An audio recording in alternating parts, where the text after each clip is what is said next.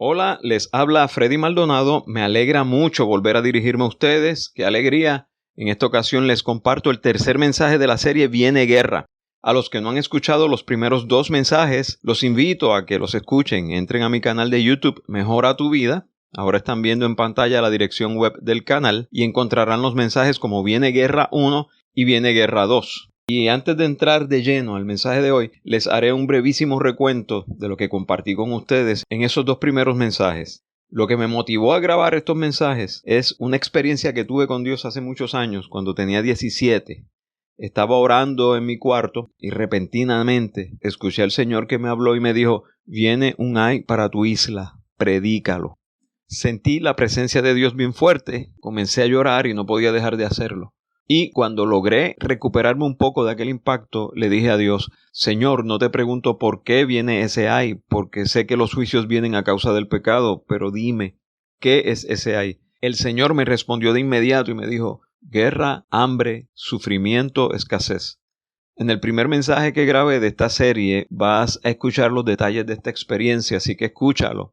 Y fue esta experiencia la que me motivó a buscar qué es lo que estamos haciendo de manera colectiva que puede provocar que aquí en Puerto Rico haya una guerra. Y cómo podemos corregirlo. Ese es el propósito de esta serie de mensajes, que podamos ver entre todos lo que estamos haciendo como pueblo que nos puede llevar a una guerra y corregirlo, corregir nuestro rumbo. Porque cuando Dios advierte una cosa es con el propósito de ayudarnos a corregir nuestro rumbo. Y junto con la advertencia, Él nos dice qué debemos hacer. Y Dios está comprometido a obrar a nuestro favor y librarnos del mal. Si nosotros hacemos lo que nos corresponde, Él hará por nosotros todo lo que nosotros no podamos hacer. Él nos va a ayudar. Hoy continuaré compartiendo con ustedes las cosas que encontré que hacemos como pueblo que pueden llevarnos a una guerra. Sin duda alguna, una de esas cosas es la cultura que tenemos. Y cuando hablo de cultura no me refiero al folclore, ni a las tradiciones, ni costumbres. Hablo de algunas cosas en nuestro sistema de creencias y algunos patrones de comportamiento que tenemos que no son buenos. ¿Qué es lo que nos lleva a actuar como lo hacemos, a tomar las decisiones que tomamos? Son nuestras creencias y actitudes que las puedes ver a nivel colectivo porque ya son parte de nuestra cultura. Es lo que los padres transmiten a sus hijos y se transmiten de generación en generación. Tenemos algunas creencias y comportamientos que están arraigados en cosas que la Biblia señala como pecado. Y aunque no pretendo identificar ahora todas esas creencias y conductas que son malas, sí voy a mencionar algunas. Empezaré por el egoísmo. Si algo nos afecta negativamente tanto a nivel individual como a nivel colectivo, es el egoísmo. Hace años grabé un mensaje acerca de esto que titulé Las consecuencias del egoísmo. Te invito a que lo escuches. Estás viendo en pantalla la dirección web donde lo puedes encontrar. Escúchalo. Hay demasiada gente en nuestra isla que no piensa en el bien colectivo. Cada cual piensa en sí mismo y no estoy generalizando, pero hay una cantidad enorme de personas así. Eso lo puedes ver en todas las comunidades cuando ves vecinos que hacen cosas incorrectas y no les importa cómo afectan a los demás. Hay un vecino que tiene un montón de perros en su casa, toda una jauría, y los suelta por la urbanización. Los perros hacen sus necesidades en los patios de las otras casas, no dejan gatos sueltos que no maten. Las personas mayores que acostumbraban a dar una caminata por la urbanización ya no pueden porque los perros se les van detrás ladrando e intimidan porque son grandes, son enormes. Entonces las señoras tienen que andar cada una de ellas con un palo en la mano. De hecho, ya no las veo caminar por ahí. Los benditos perros se metieron a una casa e hicieron estragos, y cuando el dueño de esa casa se quejó con el dueño de los perros, lo que este individuo le contestó fue: construye una verja. Ese es un ejemplo de alguien que solo piensa en sí mismo, en lo que quiere y no le importa cómo afecta a los demás. Ahora, ¿qué pasa cuando llevamos esto a gran escala? Cuando el egoísta que nos encontramos ocupa una posición de poder en una empresa o en el gobierno. ¿Le interesará servir bien a los ciudadanos o servirse a sí mismo? Les daré un ejemplo. Tenemos 78 municipios en la isla, con 78 alcaldes en 78 edificios que son las alcaldías, con todo el personal que trabaja en cada una de ellas. Sabemos que en Puerto Rico se ha hablado de crisis económica por años y se ha dicho por años que el gobierno gasta casi el 80% de su presupuesto, no del consolidado, en sueldos. Y eso es una locura. A todas luces es mala administración y se ha estado haciendo por décadas. Los políticos siguen contratando a los que le hicieron campaña, y lo peor de esto es que muchas veces contratan a gente ineficiente e incompetente, pero como fueron los que le hicieron la campaña, los contratan. Entonces, tenemos un gobierno con un montón de empleados en un montón de agencias y con 78 alcaldías. Se van billones de dólares en nómina, en pagar renta de montones de edificios con todos los gastos que esto conlleva. Y les pregunto, en una isla de 100 por 35 millas náuticas, con menos de 3 millones de habitantes, que es lo que tenemos ahora, ¿de verdad necesitamos 78 alcaldes? ¿No tenemos la capacidad de administrar bien el país con menos alcaldes y con menos legisladores? Nueva York tiene más de 8.800.000 habitantes y tiene un solo alcalde y un gobernador que actualmente es una gobernadora. Y nosotros necesitamos 78 alcaldes para una isla pequeña con menos de 3 millones de habitantes. ¿Se justifica gastar tantos cientos de millones de dólares en tantos alcaldes y sus equipos de trabajo? Si se dijera que todos estos gobiernos municipales hacen un trabajo extraordinario en sus pueblos y son prósperos, pero según un informe de la entidad ABRE-PR del 2023, el 60% de los municipios están operando en déficit. Tienen un exceso de gastos, gastan mucho más de lo que recibieron en su fondo general. Estamos hablando de 47 municipios de 78 que están endeudados hasta las teleras, prácticamente en quiebra. Estuve viendo una tabla de la deuda pública municipal del año fiscal 2020-2021 y les doy estos datos de ese año porque es tan difícil encontrar información actualizada aquí. Pero esto nos da una idea de lo endeudados que están los municipios. Entre los pueblos más endeudados en ese año están San Juan con más de 49 millones de dólares, Carolina con más de 36 millones, Guaynabo con más de 25 millones de dólares, Caguas con más de 21 millones, Bayamón con más de 17 millones y la lista sigue. No en balde, Puerto Rico tiene una deuda pública de 70.000 millones de dólares y más de 55.000 millones en deuda de pensiones. Esto es una carga insostenible. Por muchos años he escuchado a analistas políticos de todos los partidos coincidir en que hay que reducir el gobierno, que es un monstruo gigante que se lo devora todo. Han dicho por años que deberíamos consolidar municipios, eliminar agencias, reducir la legislatura, recortar contratos. Pero ¿qué pasaría si un político pensara en el bien colectivo en vez de la reelección y tuviera los pantalones en su sitio para consolidar municipios y eliminar alcaldías? ¿Qué pasaría? Escucharían a todos los alcaldes argumentando todas las razones que ellos entienden de por qué son necesarios todos los alcaldes. Movilizarían a su gente a protestar en las calles, los manipularían con el miedo diciéndoles que van a perder sus trabajos, habría manifestaciones masivas en las calles y frente a Fortaleza. Los partidos de oposición cogerían pon con eso y agitarían a las masas para oponerse, porque a fin de cuentas lo que a ellos les interesa es destronar al incumbente y subir a ellos al poder. Los medios de comunicación que son dirigidos por personas que tienen la misma ideología de los partidos de oposición masacrarían a ese político todos los días. Aún la gente de su mismo partido rechazarían a ese líder. Los empleados, pensando en que podrían quedarse sin trabajo, se tirarían a la calle a protestar, insultarían a ese político, movilizarían a sus familiares a protestar. ¿Y creen que alguien pensaría en el bien común? ¿Alguien pensaría en que eso es lo mejor para detener el despilfarro de fondos públicos y que ese dinero se use en las necesidades del pueblo? Que se invierta en el bienestar del pueblo, no en beneficiar solo a algunos. ¿Alguien pensaría en el bienestar colectivo? En que es mejor invertir ese dinero en la salud para todos, la seguridad para todos, mejor educación, mejor infraestructura para todos, que se invierte ese dinero en traer compañías privadas o incentivar la creación de nuevas compañías para generar empleos privados, compañías que en vez de generarle gastos al gobierno pagarían contribuciones y crearían empleos? En la empresa privada, el que no es eficiente, el que no produce, es despedido. Hay empleados públicos que son excelentes, que trabajan diligentemente, que sirven bien al público y gracias a Dios por ellos. Pero ustedes saben que hay muchísimos que no. ¿Usted sabe cuánta gente hay en el gobierno que no trabaja, que no sirven bien a los ciudadanos? Una transición de esas personas del sector público al privado haría que trabajen y produzcan. Pero todos sabemos que la inmensa mayoría de la gente se opondría a un cambio así. Muchos poderosos defenderían el sistema porque ellos se benefician de ese sistema. Y vuelvo a preguntar, ¿quiénes piensan en el bien común, en el bienestar colectivo, en qué es lo mejor para el pueblo? ¿Quiénes se atreven a renunciar a un beneficio personal para que todos estemos mejor? No importa cuál es tu ideología política, estoy hablando de administración. Si tú quieres la independencia o la libre asociación, sé que querrías que esto fuera una república productiva, próspera, rica. Si quieres que sea un estado de la nación americana, sé que querrías que fuera un estado próspero, rico, con calidad de vida, con mejores servicios, mejor infraestructura. Si quieres que esto siga siendo un territorio de Estados Unidos, estoy seguro que quieres que el dinero se administre mejor y se den mejores servicios a la gente, haya mejor calidad de vida, haya una buena economía, que se trate mejor a los policías, a los maestros, al trabajador, a todos. Que la gente no tenga que irse de aquí a los Estados Unidos, como está sucediendo hace años. Pero a muchos políticos poco les importa qué es lo mejor para el pueblo, solo les importa conservar el poder, el dinero y los privilegios que les otorga su posición. Solo les importa su propio bienestar. Cada cual ve su propia verdad. No se ponen en el lugar de los demás para entender su punto de vista.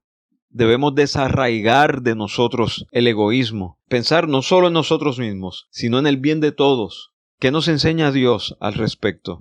Esto dice la Biblia: nada hagan por contienda o por vanagloria, antes bien con humildad, estimando cada uno a los demás como superiores a sí mismo, no mirando cada uno por lo suyo propio, sino cada cual también por lo de los otros. Eso está en Filipenses 2, versos 3 al 4.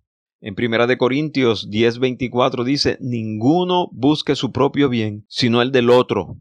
Y en Marcos 12, verso 31 dice: y el segundo mandamiento es semejante: amarás a tu prójimo como a ti mismo. No hay otro mandamiento mayor que estos. Entonces, el egoísmo puede llevarnos a tomar decisiones que dañen a los demás. Y si actuamos colectivamente tomando decisiones egoístas, vamos a seguir dañando nuestra economía, nuestro bienestar, al pueblo completo. Y por supuesto que el egoísmo es algo que se ha convertido ya en parte de nuestra cultura y en determinadas circunstancias. Actuar colectivamente con egoísmo puede conducirnos como pueblo a males tan graves como una guerra. Otra actitud y conducta negativa en nuestra cultura es la indolencia. La indolencia es la falta de esfuerzo y dedicación cuando realizas las tareas que necesitas hacer.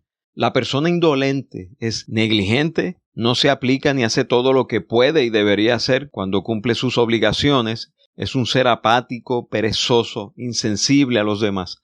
La indolencia nos lleva al mal servicio, a la improductividad, al estancamiento. Eso nos lleva a postergar las cosas, a procrastinar. Nos convierte en improductivos e ineficientes. Es lo que hace que un empleado en una agencia de gobierno o en cualquier otro negocio de servicio no sirva bien a la gente que atiende. No les resuelve el problema, ni siquiera los trata con cortesía y amabilidad. Y la gente, al ser tan mal servida, se agobia, se frustra. Muchas personas andan por ahí malhumorados, cargados de problemas que no han podido resolver porque las personas que se suponen que los resuelvan no lo hacen. Esa es otra razón por la que muchos se van de la isla.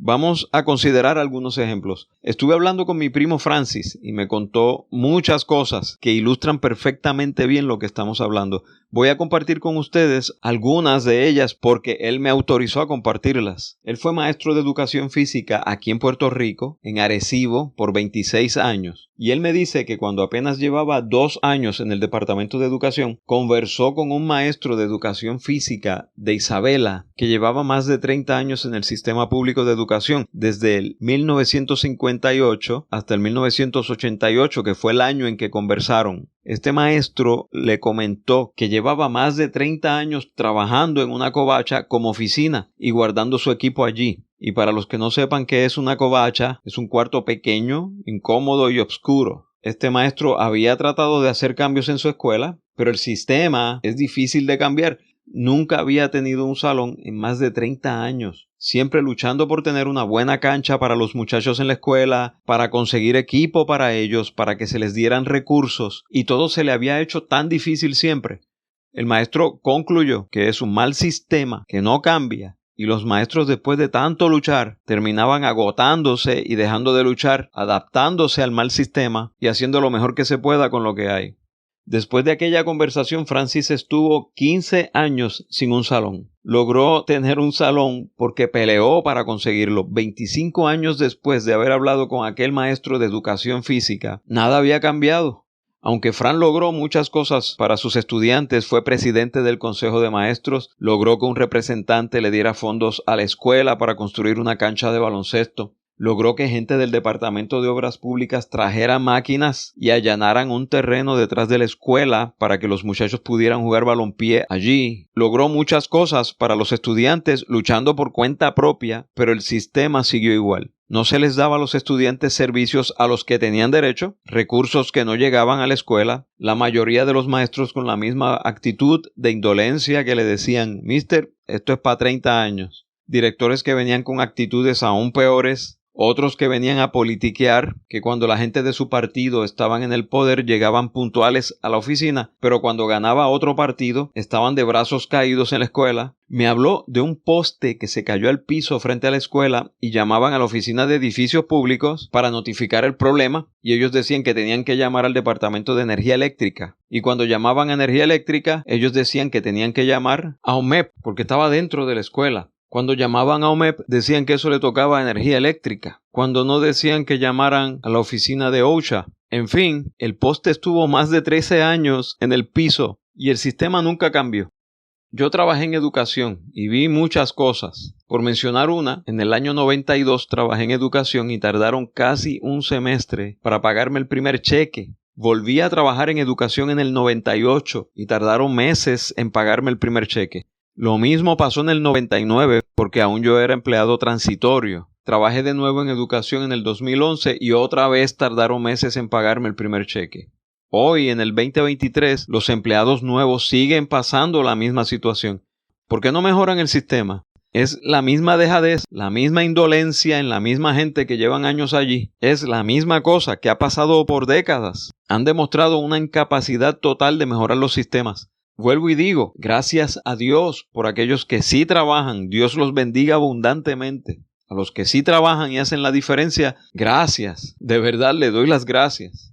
Mi primo también me contó otra cosa que es otro ejemplo de indolencia. En el año 97 él tuvo a su hijo menor Daryl aquí en Puerto Rico y este nació con una condición neurológica y Francis durante el primer año y medio de vida de Daryl lo estuvo llevando a una oficina de intervención temprana donde se supone que le dieran al niño una serie de servicios. Él me cuenta que nunca había terapistas, no le daban los servicios, así que Frank consiguió una terapista privada que iba a su casa a darle las terapias al nene 2 veces en semana. Hasta que mi primo decidió en el 98 enviar a su esposa y a sus hijos a Estados Unidos con su familia. Allí le dieron de inmediato todas las terapias que el nene necesitaba. Le daban terapia todas las semanas. Lo buscaban a la casa en una guagua con todas las facilidades y con un acompañante. Le dieron todos los servicios. Y cuando Daryl tenía 3 años en el año 2000, Frank trajo a su familia de regreso a Puerto Rico.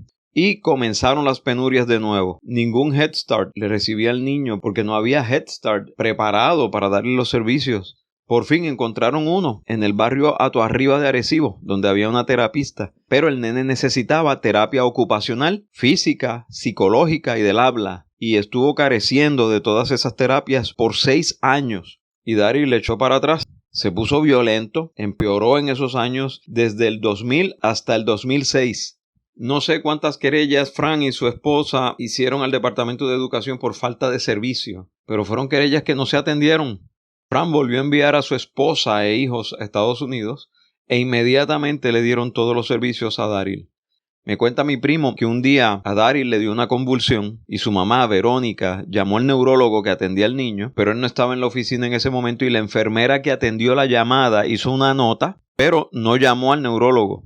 Cuando llegó el día en que Verónica llevó al nene a su cita con el neurólogo y le cuenta al doctor lo sucedido, el doctor se escandalizó, llamó a la enfermera delante de Verónica y le cuestionó por qué no lo llamó para notificarle que Daryl había convulsionado. Así que le indicó a la enfermera que le diera su carta de renuncia antes de que finalizara el día. La despidió y aunque Verónica abogó por la enfermera, bendito no, doctor, no la despida. La respuesta del doctor fue, usted dice eso porque no le pasó nada grave a su niño, pero si le hubiera pasado algo malo debido a esa negligencia, usted me estuviera demandando. El doctor tenía toda la razón. Mi primo se fue para Estados Unidos y la diferencia entre la cultura de trabajo que él ve allá y la que tiene muchísima gente aquí es abismal. De hecho, por cada día que el Departamento de Educación no le da algún servicio de educación especial a algún niño al que tiene derecho, tiene que pagar $2,000 de multa. Y el departamento lleva años sin darle servicios a miles de estudiantes. Estamos hablando de que el Departamento de Educación lleva años pagando millones de dólares en multas y aún así sigue sin resolver el problema. Esto es increíble. Dejemos educación y hablemos del sistema judicial. Los tribunales que tardan años en resolver un caso, donde muchos no viven de acuerdo al principio de ser lo más productivo posible. Carecen de ese principio. Un ejemplo trágico de eso es el caso que les voy a relatar, pero se los voy a relatar en el próximo mensaje. No me quiero extender mucho en este, pero sí les voy a continuar hablando sobre la indolencia y otras cosas más en el siguiente mensaje. Estén atentos. Por favor, compartan este mensaje. Gracias por escucharme. Que sean bendecidos en todo. Un fuerte abrazo.